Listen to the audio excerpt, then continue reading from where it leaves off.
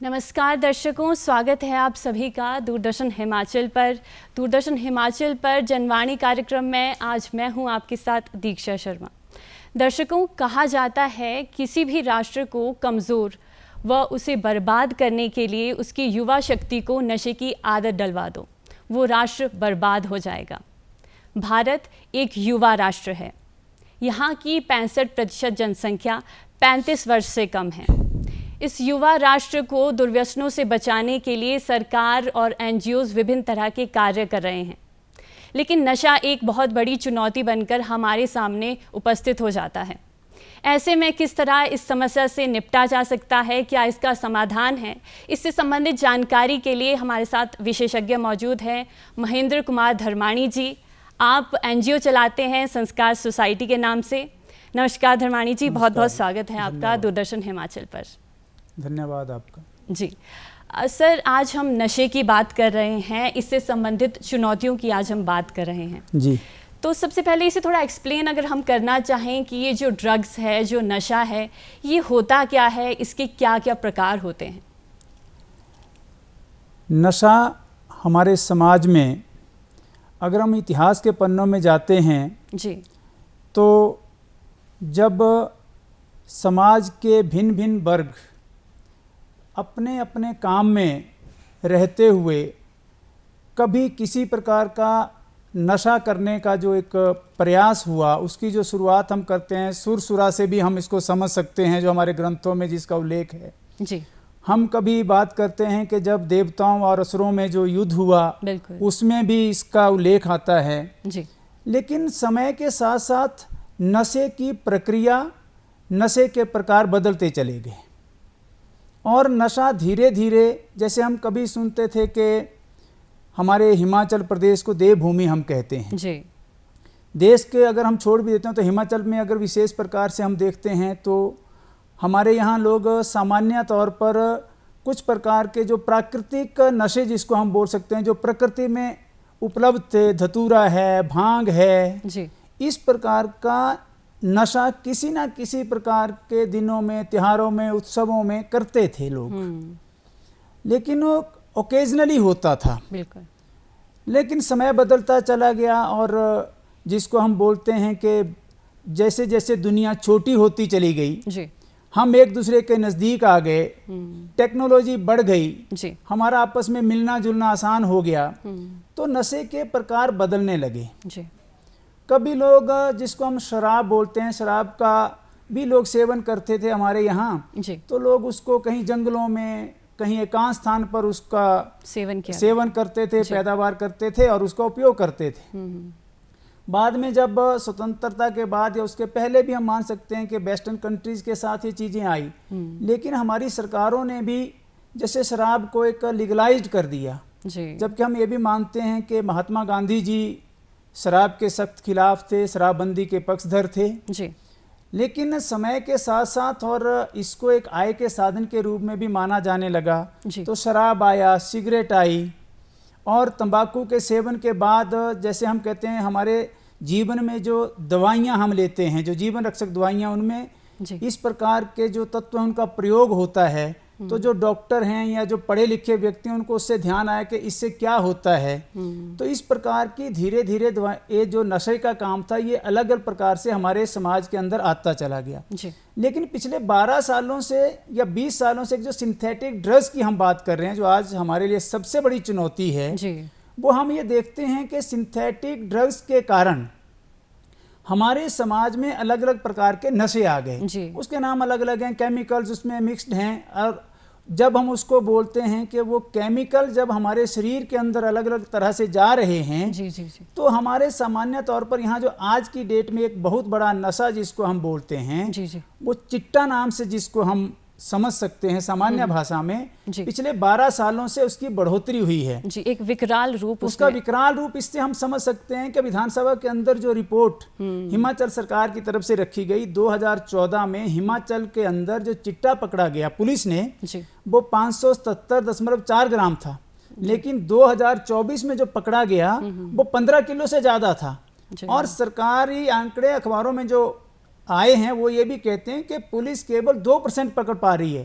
तो हम देख सकते हैं कि किस प्रकार से नशा हमारे समाज के अंदर है, और अलग अलग प्रकार के नशे जैसे मैंने कहा, और सामान्यता हुआ ये भी है जिसके लिए हम एक दूसरे को दोषारोपण नहीं कर सकते, जिसके लिए हम सब जिम्मेवार हैं कि इस प्रकार के नशों को समाज में मान्यता भी कभी कभी मिल जाती है, विवाहों में, उत्सवों में, जिसके कारण सामान्य बच्चे इसके प्रति आकर्षित होते हैं। तो ये नशा समय, परिस्थिति और टेक्नोलॉजी के हिसाब से बदलता रहता है, और आज की डेट में सबसे बड़ा जो थ्रेट है, सबसे बड़ी जो चुनौती है वो चिट्टे की हमें लगती है। जी, और ये हम देखने को भी मिलता है कि सबसे बड़ी चुनौती, चाहे हम बात करें कि कितनी जान माल का नुकसान देखने को मिलता है, अपने जो युवा साथी हैं, जो बच्चे हैं, उनकी कितनी जानें देखने को मिली है कि गई हैं चिट्टे की वजह से। तो सर, इस ड्रग्स का आविष्कार क्यों किया गया होगा, जब हम जानते हैं कि इसका हमारी जान पर कितना इसके नुकसान हो सकते हैं? तो आपको क्या लगता है क्यों ड्रग्स का आविष्कार किया गया होगा, और कौन से ऐसे देश हैं जो इसकी सप्लाई के पीछे जिम्मेदार रहते हैं? इसके बारे में जब हम देखते हैं कि नशा क्यों आया, जी, असली बात तो यह है कि नशा क्यों आया। जी, तो नशे के अंदर जो तत्व जिनका हम प्रयोग करते हैं, जो मेडिसिन्स में करते हैं, एक ये है। दूसरा जो चीज़ें लीगलाइज्ड हैं, जैसे मैंने वाइन कहा, स्मोकिंग है, सिगरेट है, बीड़ी है, ये सब बिकता है, सरकार इसको बेचती है, सरकार के माध्यम से इसकी परमिशन मिलती है। उसके अंदर जो चीज़ें आई, उसके अंदर हम ये देखते हैं कि ये सामान्यतः जब डिमांड बढ़ती है, यानी व्यक्ति नशा करता क्यों, असली प्रश्न तो ये है कि क्यों इसका आविष्कार। जिस चीज़ की समाज में आवश्यकता होगी, डिमांड होगी, उसकी पूर्ति के लिए बिजनेसमैन या कोई और आदमी उसकी पूर्ति करेगा। जी, कहा जाता था सर कि जो मेडिसिनल पर्पस के लिए इनका आविष्कार किया गया था, लेकिन जो इनकी क्वांटिटी है उसको अगर ज़्यादा लिया जाए तो ये एक ड्रग के रूप में हमारे सामने देखने को मिलती है। जैसे हम कफ सिरप की बात करते हैं, सामान्यतः अगर कॉमन आदमी की भाषा, तो हम कफ सिरप लेने के लिए किसी केमिस्ट की दुकान पर जाते हैं, तो हमको देता है, तो हमको कहता है भी इसकी डोज 1 चम्मच है, डॉक्टर कहता है 1 है, तो हम 2 लेते हैं। तो हमको ध्यान आता है कि उसको ज़्यादा पीने से हमको थोड़ी देर के लिए नींद आएगी, हम थोड़ा रिलैक्स रहेंगे। वो बच्चों को और नौजवानों को आसान ये लगा कि वो शराब के ठेके पर नहीं जा सकते हैं, तो उनको लगता है कि दवाई के बहाने इसको ले लो। तो सामान्यतः जो बच्चा नशा करता है उसके बारे में हमको ये समझना पड़ेगा कि बच्चा नशा क्यों कर रहा है। और ये जो हम नशे की बात कर रहे हैं कि आविष्कार तो इसलिए हुआ कि डिमांड बढ़ी। जैसे हम मेडिकल स्टोर में आजकल देखते हैं, अभी भी हमने कई जगह देखा कि छापे पड़ते हैं, तो दवाइयाँ पकड़ी जाती हैं, तो बेचने वाला उसको पैसे के लालच में बेच रहा है, लेने वाले को लग रहा है कि माता पिता को पता नहीं लगना चाहिए, इसलिए वो दवाई के बहाने उसको ले रहा है। बूट पॉलिश की बात हम करते हैं, जो कफ सिरप की बात हम करते हैं, अलग अलग प्रकार की दवाइयाँ हैं। तो इसलिए इसके आविष्कार के साथ साथ इसकी जो पूर्ति है, जब डिमांड बढ़ी, तो डिमांड क्यों बढ़ी, तो बच्चे जब इसके आदी हो जाते हैं। और बच्चे क्यों होते हैं, मूल प्रश्न यही है कि बच्चे इसकी तरफ एक तो बड़े लोगों को देख करके इसकी तरफ आकर्षित होते हैं। हम समारोहों में, उत्सवों में, त्योहारों में, शादियों में। एक दूसरा पक्ष ये है जो हम सबको समझना चाहिए, जिसमें समाज और माता पिता की बहुत बड़ी भूमिका है कि आज बच्चों पर तनाव है। उसकी चर्चा हम इसमें नहीं कर सकते कि क्या तनाव है। हम भी सोच सकते हैं कि हम भी चाहते हैं कि बच्चा ये बने, वो नहीं ले पा रहा है। आपको याद होगा कि अभी एक रिपोर्ट छपी थी, जो राजस्थान कोटा का जो एक बड़ा एजुकेशन हब है, वहाँ कितने बच्चों ने सुसाइड किया। वो क्यों करते हैं, तो स्ट्रेस है। तो कई बार बच्चा स्ट्रेस से रिलैक्स होने के लिए भी उसको लगता है प्रेशर है, मैं क्या करूँ, तो कैसे सोया जाए, कैसे नींद आए, कैसे थोड़े दिनों के लिए। तो इस तरह से वो इसकी तरफ आगे बढ़ जाते हैं। और जब बढ़ जाते हैं तो फिर सिंथेटिक ड्रग लेने का जो काम है वो जब एक बार शुरू हो गया, उससे हम पीछे नहीं हट सकते। और हैरानी की बात यह कि हिमाचल में 2023 के अंदर NIT हमीरपुर में जिस छात्र की मौत हुई थी, वो पहली बार गवर्नमेंट के लेवल पर रिपोर्ट हुआ कि वो चिट्टा के कारण हुई थी। वो पहली मौत थी। और आज तो हम देखते हैं कि जिस NGO की मैं बात करता हूँ, जिसको हम चलाते हैं, संस्कार सोसाइटी घुमारवीं के अपने सब डिवीजन में हम काम करते हैं, तो हमारे आस पड़ोस में कितने लोगों की मौत हो गई। तो वो आज तो हम सामान्यतः देखते हैं कि रिपोर्ट्स नहीं हो रही हैं डेथ। माता पिता डर के मारे रिपोर्ट्स नहीं करते कि वो चिट्टे के कारण हो रही है, लेकिन बहुत बड़ी मात्रा में हो रही हैं। और पिछले 12 सालों से इसकी जो रेशो है वो डे बाय डे बढ़ रही है, उसका प्रभाव अब दिखना शुरू हुआ है। जी, और डे बाय डे है इसकी जो नंबर है वो भी बढ़ते हुए प्रतीत होते हैं। सर, आपने बात भी की कि महात्मा गांधी भी ड्रग्स या किसी भी नशे के विरुद्ध थे, और संविधान में भी बात की गई है कि जो हम आर्टिकल 47 की हम बात करते हैं उसमें भी विभिन्न प्रकार के नशों का निषेध किया गया है। तो क्या कारण रहता होगा कि जो सरकारें हैं विभिन्न तरह के नशों को लीगलाइज करने की बात करती है, चाहे हम मैरिजुआना की हम बात करते हैं, तो क्या कारण ऐसा रहता होगा सर? सरकारें जो इस सारे को लीगलाइज करने की बात करते हैं वो एक पैसा आय का साधन सरकारों का मुख्यतः कारण रहता है जी। हमारे देश में आज भी कई राज्य हैं जहां शराबबंदी है जी, लेकिन फिर भी हम देखते हैं कि वहाँ इलीगल तरीके से शराब मिलती है, बिकती है। तो सरकारों का तर्क ये रहता है कि हम नहीं बेचेंगे तो वहाँ से भी बिकेगी जी। हमें लगता है कि ये जो समस्या है नशा की जी, ये राजनीतिक और प्रशासनिक समस्या नहीं है, ये सामाजिक समस्या है। बिल्कुल जी।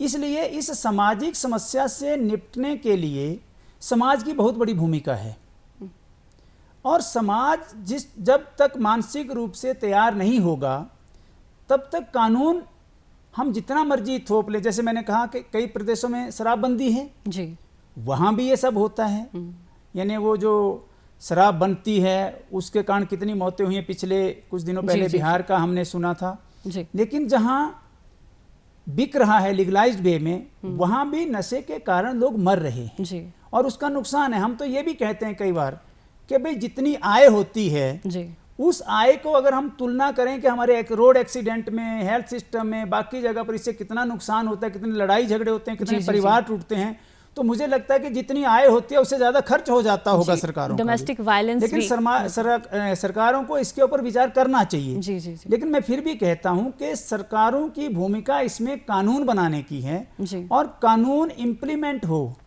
इसके लिए जागरूकता और जागरूकता करने का काम समाज के विभिन्न जिम्मेवार लोगों का है, जिम्मेवार संगठनों का है। जी, और आपके संगठन की भी हम बात करना चाहेंगे सर, क्योंकि 2008 से आपके इस संगठन की आपने शुरुआत की। उसके पश्चात स्पेसिफिकली अगर हम नशा के ऊपर फोकस करें तो कितने लंबे समय से आप इस बीमारी या इस नशे के निषेध को ख़त्म करने के लिए आप प्रयासरत हैं सर? हमने संस्कार सोसाइटी के माध्यम से वैसे 2008 से हम काम कर रहे हैं जी। हमारी संस्था सामान्यतः जो गरीब बच्चे रहते हैं जी। उनको पढ़ने के लिए हम मदद करते हैं, और हम सब लोग जो अपने कॉलेज और स्कूल के टाइम में इकट्ठे पढ़ते थे वो सब लोग हम लगभग आज इस संस्था में हम 120 के आसपास लोग हैं जो हम साल में कुछ पैसा दे करके बच्चों की मदद करते हैं जी। लेकिन समय समय पर ऐसी सामाजिक समस्याओं को लेकर के भी और नशा के ऊपर हमने 2016 में एक अभियान चलाया था 15 दिन का जी। जन जागरूकता अभियान चलाया था उसमें नशे के बारे में, और तब तक ये चिट्टा का बहुत बड़ा प्रभाव हिमाचल में नहीं था। बिल्कुल। लेकिन हम देखते हैं कि 2012-13 के बाद इसका प्रभाव जब बढ़ना शुरू हुआ, लेकिन इसका जो प्रत्यक्ष और जो प्रभावशाली रूप देखने को मिला वो 2018 और 19 के बाद हमको ध्यान आया जी। तो हमने जो NIT हमीरपुर की जिस बच्चे की मौत की बात मैंने की, जब वो आया तो हमको लगा कि ये चिट्टा हमारे आस पड़ोस में, क्योंकि मैं ऐसे कई केसेस को जानता हूं जो हमारे परिचित हैं जिनके बच्चे इसमें एडिक्ट हैं, और सामान्यतः मैं आपको कहता हूं कि कोई भी गांव इससे अछूता नहीं है जी। और मैं दावे के साथ बोल सकता हूं जी। कोई भी गांव, कोई भी परिवार तो हो सकता है कोई बच्चा हो सौभाग्यशाली हैं जी, लेकिन इससे अछूता नहीं है। तो उसी को ध्यान में रख करके अक्टूबर 2023 से हमने अपनी संस्था के माध्यम से, और हमारी संस्था छोटी है तो हमने अपने जो हमारा सब डिवीज़न है उसके लेवल पर इसको करने का प्रयास किया। हम पंचायत के लोगों से मिले, उनकी बैठकें की, गांव-गांव में गए, गवर्नमेंट इंस्टीट्यूशंस में गए, हमने यूथ के साथ एक सर्वे किया। 1700 बच्चों का स्कूल और कॉलेज में हमने सर्वे किया, बच्चे इसके बारे में क्या सोचते हैं, बच्चा नशा क्यों करता है, वो रिपोर्ट्स हमने एडमिनिस्ट्रेशन को दी है जी। फिर हमने यूथ को जोड़ने के लिए बच्चों की पेंटिंग कंपटीशन कराई। और हमारा मानना है कि जैसे मैंने कहा कि समाज की बड़ी भूमिका है, तो बच्चों के अंदर संस्कार आए, बच्चे अपनी संस्कृति परंपरा को समझें। तो हमने इस बार गीता और रामायण के ऊपर एक क्विज कंपटीशन कराया जिसमें 80 से ज़्यादा बच्चों ने पार्टिसिपेट किया। तो हमको लगता है कि इन माध्यमों से, और गांव में महिला मंडल और युवक मंडलों के साथ बैठक करना, गांव में जागरूकता कमेटियां बनाना, फिर इसी की काउंसलिंग के लिए बच्चे, टीचर, पेरेंट्स और समाज के जिम्मेवार लोगों की एक वर्कशॉप हमने की जिसमें हमने मनोविज्ञान विशेषज्ञों को बुलाया, जो नारकोटिक्स के ऑफिसर्स थे उनको बुलाया। तो उनके साथ चर्चा करने के बाद, और हमें संस्था के नाते ये लगता है कि माता पिता इस चीज़ को समझें, ये जो सामाजिक बुराई है इस बुराई से लड़ने के लिए माता पिता की बहुत बड़ी भूमिका है। माता पिता इसको इग्नोर करके, छुपा करके ना अपनी भलाई कर रहे हैं, ना बच्चों की कर रहे हैं, ना समाज की कर रहे हैं। तो हमारा संस्था के नाते तो यही है कि हम इसमें जागरूकता करें। और अच्छी बात यह है कि सरकार ने इसके ऊपर अक्टूबर 23 के बाद बहुत बड़ा प्रयास किया है। विधानसभा के अंदर 2 बार चर्चा हुई, विधानसभा के अंदर 1 बार अधिनियम आया।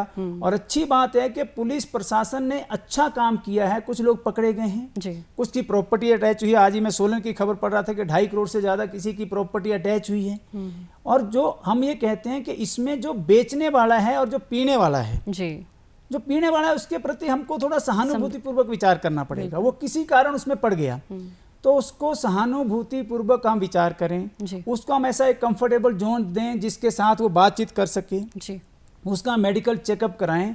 और दवाइयों के माध्यम से ही इसका इलाज है, और कोई इलाज नहीं है। डी एडिक्शन सेंटर इसका हल नहीं है। मैं फिर बोल रहा हूँ, डी एडिक्शन सेंटर में हल नहीं है, हल घर में ही है, क्योंकि उसको माता पिता का स्नेह चाहिए, अपनापन चाहिए। और बच्चे से गलती हो गई है, यानी एक किस्म की बीमारी है, तो टेस्टिंग के माध्यम से सरकार को इतना जरूर करना चाहिए जो अभी तक नहीं है कि हर डिस्ट्रिक्ट हेडक्वार्टर पर इसकी टेस्टिंग की व्यवस्था हो। माता पिता को लगता है कि मेरे बच्चे में कोई प्रॉब्लम तो नहीं है, तो टेस्ट करा सके, उसका इलाज करा सके। तो ये प्रयास गवर्नमेंट को करने की आवश्यकता है और इसी पर हम काम कर रहे हैं। एक, हम समाज को जागरूक कर रहे हैं, और दूसरा, सरकार को इसके लिए तैयार करने के लिए होने के लिए बोल रहे हैं कि आप कानून के नाते पुलिस ठीक काम करे, और जो बेचने वाले हैं, जो पेडलर्स हैं, उनके ऊपर सख्ती से कानूनी कार्रवाई करे, उनकी प्रॉपर्टी अटैच करे। और सही मायने में इन दोनों को अलग अलग से डील करने की ज़रूरत है। हम संस्था के नाते यही काम करें और इसको हम निरंतर चला रहे हैं। सरकारी तौर पर हम देखते हैं सर, बहुत सी योजनाएं भी लाई जाती हैं, और जो प्रेजेंट हमारी गवर्नमेंट है उनकी ज़ीरो टॉलरेंस पॉलिसी है। अगर हम ड्रग्स की बात करते हैं, चाहे एनजीओ की बात करें, चाहे सरकारी तंत्र की बात करें, बहुत सारे कार्य किए जा रहे हैं। लेकिन सर, आपने बताया आपकी एनजीओ ने बहुत सारे सर्वे किए हैं, बहुत सारी वर्कशॉप्स आप लगाते हैं, तो किस तरह की आउटपुट आपको देखने को मिली? सर्वे में क्या निकल कर आता है? बच्चों की क्या मनस्थिति रहती है? क्यों बच्चे इन दुर्व्यसनों की तरफ अधिक आकर्षित होते हैं सर? उस सर्वे में जो रिपोर्ट्स आई, उसमें जो हमारे पास डाटा आया, उसमें सामान्यतः कई बच्चों को तो ये लगता है कि हमने कभी शादी में जाकर के पहली बार शराब क्या होती है इसको टेस्ट किया। चिट्टे के बारे में बहुत ज़्यादा नहीं बोले हैं, उसमें भी कम बोले हैं। हाँ, लेकिन उन्होंने ये कहा है कि हमको पता है कि ये मिलता है। कहाँ मिलता है ये उन्होंने स्पेसिफिक नहीं बताया। तो जैसे मैं कहता हूँ कि वहाँ एक स्कूल है, वहाँ स्कूल के 2 बच्चे पकड़े गए, उनकी जेब पॉकेट से मिला, लेकिन फिर भी कोई भी उस स्कूल का नाम नहीं लेना चाहेगा, कोई माता पिता का नाम नहीं लेना चाहेगा।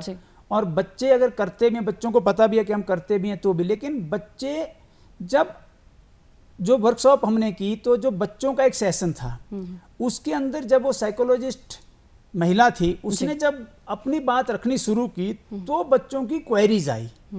तो जब बच्चों की क्वेरीज आई तो उन क्वेरीज से हमको ध्यान आया कि बच्चे इस मामले में सेंसिटिव हैं और बच्चे इसके बारे में सुनना चाहते हैं और इसका हल चाहते हैं, और बच्चों को इसका पता है। और बच्चों को आज भी ये लगता है कि वो सामान्यतः किसी एक कारण से, शौक में हो सकता है, टेंशन में हो सकता है, ग्रुप बिहेवियर में हो सकता है, इसकी तरफ बढ़ते हैं। और जब वो बढ़ जाते हैं, ऐसा उनका मानना है कि जब बढ़ जाते हैं तो उससे निकलने का रास्ता क्या है, क्योंकि अपने पेरेंट्स के साथ इतने खुले में बातचीत नहीं कर सकते कि मेरे साथ ये समस्या हो गई है। और मुझे लगता है, तभी मैंने कहा कि सबसे बड़ी भूमिका माता पिता की और समाज के लोगों की। और जैसा आपने कहा कि संस्था के नाते हमने जब किया 1.5-2 साल हमको हो गए जी। मैं आपको बताता हूँ, अभी हमारे 20 दिन पहले एक नौजवान की मौत हुई। वो नौजवान इसी केस में पहले जेल में भी रहा जी। उसकी मौत हो गई, सबको पता है, हो गई। तो वहाँ उसी पड़ोस से, उनके पड़ोस में रहने वाली एक महिला हमें जानती थी क्योंकि हम उनके गांव में गए थे जी। तो उनका मुझे फ़ोन आया कि मैं आपसे बड़ी व्यक्तिगत बातचीत कर रही हूँ, आप किसी से मत बोलना। जी, जी, लेकिन मेरा एक बेटा ऐसे ऐसे हो गया है, दूसरा मुझे शक है वो भी करता है, तो मैं इसको कहाँ दवाई लूँ। तो ये विश्वास पैदा करने में हम संस्था के नाते कहीं कामयाब हुए। बिल्कुल। क्योंकि हमको ये लगता है कि हमको समाज के अंदर यही विश्वास पैदा करना पड़ेगा। क्योंकि आज एक पुराना ज़माना अलग था, जब बच्चे को कोई भी डांट देता था, कहीं भी टोक देता था। आज बच्चे उस प्रकार के नहीं हैं जी। तो हम बच्चे का नाम भी गुम रहे, परिवार के माता पिता भी नहीं चाहते हैं कि उनका नाम सबको पता हो जी। लेकिन वो इलाज कराना चाहते हैं। तो मुझे लगता है कि सरकारी तंत्र के आधार पर, सरकारी व्यवस्था में एक चीज़ ऐसी ज़रूर होनी चाहिए जहां माता पिता निसंकोच जा सकें और उसको इतना पब्लिसाइज किया जाए कि इस जगह आकर के आप अपना टेस्ट करा सकते हैं, आपको जो मेडिकल हेल्प चाहिए वो यहाँ से मिल सकती है। वो सरकारी तंत्र से करने की आवश्यकता है। जी। सर, आपने बताया कि सरकारी तंत्र और जो भी NGOs हैं और साथ ही साथ परिवारों को साथ आने की आवश्यकता है अगर हमें इस बीमारी से या इस जो समस्या है इससे समाधान हम चाहते हैं। तो सर, हम सोर्स की हम बात कर रहे थे क्योंकि हिमाचल के भी कुछ बॉर्डर एरियाज़ पे बहुत ज़्यादा सप्लाई देखने को मिलती है। अगर हम ओवरऑल भारत की बात करते हैं तो गोल्डन क्रेसेंट और गोल्डन ट्रायंगल की बात होती है जिसमें ईरान, अफ़गानिस्तान और पाकिस्तान, अगर हम ईस्ट की बात करें तो वहाँ पर म्यांमार, लाओस और थाईलैंड की बात होती है। तो इन रीजन से जो ड्रग्स की सप्लाई बहुत अधिक देखने को मिलती है। तो किस तरह इन सोर्स को हम कैप्चर कर सकते हैं सर? क्योंकि अगर सोर्स और जो सप्लाई कम होगी सर तो शायद डिमांड पर भी कुछ असर पड़ सकता है। बेसिकली ये जो क्वेश्चन है ये हमको इसका हल सरकारी तंत्र में ही ढूंढना पड़ेगा। जी। हिंदुस्तान के अंदर जो मेन सप्लाई है वो 2 जगह से ही आती है, जैसे आपने कहा अफगानिस्तान और पाकिस्तान के रास्ते से, और दूसरी है बर्मा, म्यांमार और सिंगापुर के रास्ते। जी। जी। इस सप्लाई सिस्टम को कैसे तोड़ा जाए ये गवर्नमेंट के लेवल पर होने की बात है। जी। हम सामाजिक संगठन के नाते तो यही कर सकते हैं कि हम सरकारों के ऊपर इस बात का दबाव बनाएं कि सरकार इन सब चीज़ों के ऊपर सख्त कार्रवाई करे, सख्त कानून बनाए, और जो गवर्नमेंट की एजेंसीज हैं वो एजेंसी सख्ती से काम करें, सतर्कता से काम करें, प्रामाणिकता से काम करें ताकि ये सिस्टम कम हो सके। लेकिन आज हमको जो लगता है व्यक्तिगत संस्था के नाते भी, एक सामाजिक कार्यकर्ता के नाते भी, आज समस्या ऐसी है कि हमारे घर गांव का जो व्यक्ति इसकी लपेट में आ गया है, चपेट में आ गया, उसको कैसे बचाना है जी। तो हम कहते हैं इसके ऊपर 2 प्रकार से काम करना पड़ेगा। एक, जो बच्चे इसकी लपेट में आ गए हैं, चपेट में आ गए हैं, उनका इलाज कैसे हो, उनको मेडिकल हेल्प कैसे मिले, उनके माता पिता मानसिक रूप से कैसे तैयार हो जाएं कि मेरे बच्चे को ये बीमारी है, इसको बीमारी समझें, अब हम इसका इलाज हम कैसे कराएं ताकि बच्चा उससे निकल करके आए। और दूसरा है जहां से ये आता है और जो उसको बेचते हैं, ये सरकारों का काम है, पुलिस प्रशासन का काम है, गवर्नमेंट की जो एजेंसीज हैं और जो NDPS रूल है उसमें जो चीज़ें उपलब्ध हैं उनका सख्ती से कैसे अनुपालना करते हुए हम इस पूरे तंत्र को तोड़ने का काम करें ताकि हमारा नौजवान बच सके। क्योंकि ये आपने सही कहा, ये अंतर्राष्ट्रीय षड्यंत्र है जी। षड्यंत्र इसलिए प्रकार है कि हमारा जो देश है वो युवा देश है, इसको कैसे बर्बाद किया जा सकता है, तो उसके लिए सबसे आसान तरीका है। और हम देश विदेश और की बात ना करें, दूसरे प्रदेशों की बात ना करें, सामान्यतः आपको पता होगा कि हिंदुस्तान में पंजाब के बाद अगर सबसे ज़्यादा चिट्टा कहीं कंज्यूम होता है तो हिमाचल में होता है जी। और हिमाचल में भी आप देखो दूर दराज के क्षेत्रों में जहां कोई पहुंच भी नहीं पाता वहां चला गया। बिल्कुल। तो ये बड़ी चिंता है कि जो लोग एडिक्टेड हैं, और इसमें एक कैटेगरी नहीं है, बेरोजगारी की बात भी आपने की जी। मुझे लगता है कि बेरोजगारी थोड़ा बहुत कारण हो सकता है जी। लेकिन आपको यह भी ध्यान होगा, हिमाचल गवर्नमेंट का एक डाटा आया था, 50 के आसपास सरकारी कर्मचारी पकड़े गए हैं जो चिट्टा सप्लाई करने का काम करते हैं जी। तो फिर बेरोजगारी तो नहीं है इसका कारण। सर कह सकते हैं वो सप्लाई में उनका हाथ होता है, लेकिन जो कंजम्पशन है वो बेरोज़गारों द्वारा ही किया जाता है, क्योंकि उनको बहुत ज़्यादा स्ट्रेस रहता है, बहुत ज़्यादा एंजाइटी रहती है, और शायद उस डोपामिन की रिलीज़ के लिए वो इन सभी दुर्व्यसनों में वो पड़ जाते हैं। सर आपसे थोड़ा जानना चाहेंगी कि किस तरह की बिहेवियरल चेंज बच्चे में आते हैं अगर कोई नशे की तरफ जाता है, या स्पेसिफिकली हम कहें चिट्टे की कंजम्पशन की तरफ जाता है, क्योंकि अगर कोई अभिभावक है वो प्रोग्राम देख रहे हों, तो अगर वो अपने बच्चे के बिहेवियर से ये पता लगाना चाहेंगे कि कौन सी ऐसी समस्याएं या कौन सी ऐसी एक्टिविटी बच्चा करता है जिससे हम पता लगा सकते हैं कि बच्चा चिट्टे का कंजम्पशन कर रहा है। आप एक बात समझनी चाहिए कि हमारे बच्चे आज, जैसे अभी मैं कल किसी से बात कर रहा था तो शिमला का ही एक मुझे किसी ने बताया जी कि एक बच्चा जो है वो गाड़ी में स्कूल जाता है, उन्होंने स्कूल का नाम भी मुझे बताया। तो बच्चा कुछ उदास रहता था, कुछ परेशान रहता था जी। तो माता पिता परेशान रहने लगे तो डॉक्टर के पास ले गए। तो डॉक्टर ने जब टेस्ट किए तो डॉक्टर को ये लगा, तो बाद में ध्यान आया कि जिस गाड़ी में जाता था उसका जो ड्राइवर है वो उसको ठंडे में कुछ दे देता था जी। लोग टॉफियां भी दे सकते हैं। तो माता पिता को तो ये ध्यान रखना पड़ेगा कि वो अपने बच्चे को स्कूल किसके साथ भेज रहे हैं जी। आपका बच्चा किसके साथ मिलता है, जिस गाड़ी में आता है उसका ड्राइवर का बिहेवियर क्या है, उसके मित्र दोस्त क्या हैं, शाम के टाइम जब खेलने के लिए जाता है। अब आप हैरान होंगे कि कई स्थानों पर ऐसा होता है शाम के टाइम बच्चे खेलने जाते हैं तो वहाँ ग्राउंड में भी ऐसे लोग आते हैं। और मैं एक ऐसे व्यक्ति को जानता हूँ जो पीता नहीं है, लेकिन हमारे एरिया में कहते हैं कि उसका बहुत बड़ा रोल है इस चिट्टे को वहां तक पहुंचाने में, कॉलेज के आसपास मंडराता था जी जी। तो ऐसे लोगों से आपके बच्चे ना मिलें। एक आपका बच्चा एबनॉर्मल है, सोता कम है, भूख कम लगती है, उसको पूछो। तो सच में बात यही है कि माता पिता ही इसका सही मायने में हल कर सकते हैं जी।